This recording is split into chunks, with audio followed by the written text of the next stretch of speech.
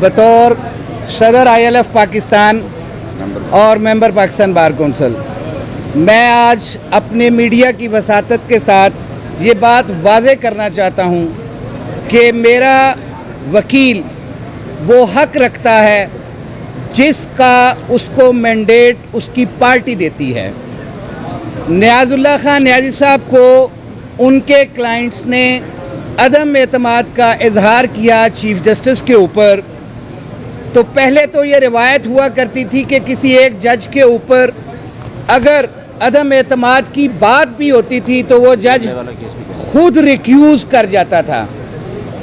लेकिन बड़ी बदकिस्मती है कि अपने वेस्टेड इंटरेस्ट को प्रमोट करने के लिए चीफ जस्टिस पाकिस्तान काजी फ़ायद ईसा ने हमेशा हट धर्मी का मुजाहरा किया और ऐसी तमाम रवायात जो पहले मौजूद थी उनको ख़त्म किया है। और उनका जो कहना था कि कोर्ट का डेकोरम मेंटेन किया जाए, तो पहले मैं उनसे मुतालबा करता हूं कि जो कोर्ट बैठी होती है, ये मीडिया 13 जजेस वाली कोर्ट भी देख चुकी है, ये मीडिया आज 5 जजेस वाली कोर्ट भी देख चुकी है।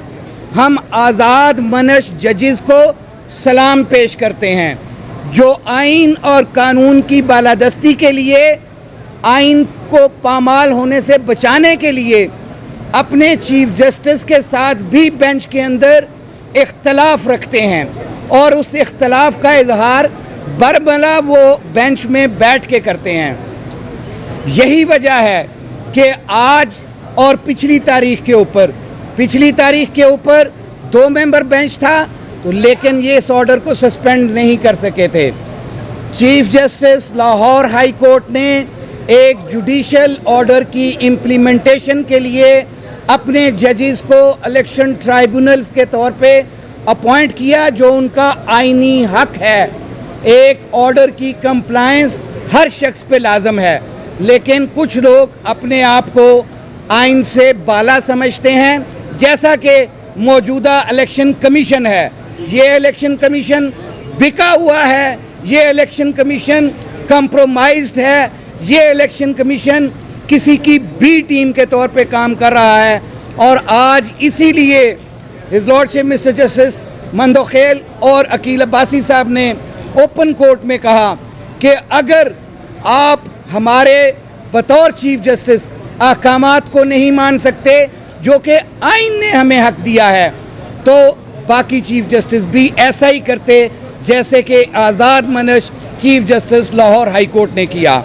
और जस्टिस शाहिद करीम साहब की जजमेंट इन फील्ड थी, उसकी कंप्लायंस नहीं की। इलेक्शन एक्ट की वायलेशन की इलेक्शन कमीशन ने, आइन की वायलेशन की, 4 महीने तक ट्राइब्यूनल नहीं बनाए। डूब मरने का मकाम है। इलेक्शन कमीशन का काम ही 5 सालों के अंदर एक ही होता है कि वो फेयर, फ्री, ट्रांसपेरेंट इलेक्शंस करवाएं।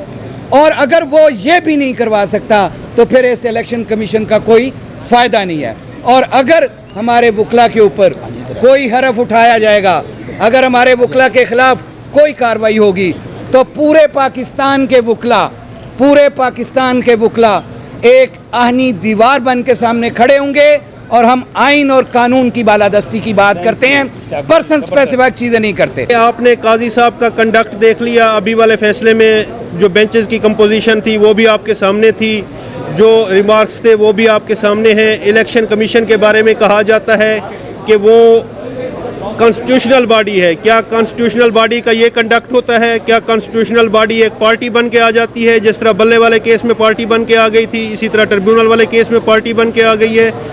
कोई आइन, कोई कानून बता दें जिसमें एक दफ़ा इलेक्शन कमीशन और चीफ जस्टिस ऑफ मुतलका हाई कोर्ट्स के कंसेंट के बाद ट्रिब्यूनल तब्दील हुए हों और एक ऑर्डिनेंस के थ्रू तब्दील हुए हों। बात यह है कि काजी साहब की अपनी ही ऑब्जर्वेशन हुआ करती थी, अपने ही रिमार्क्स हुआ करते थे कि सुप्रीम कोर्ट के सामने जो ऑर्डिनेंस आ रहे हैं वो फ़र्द वाहिद की तरफ से हुक्म हैं।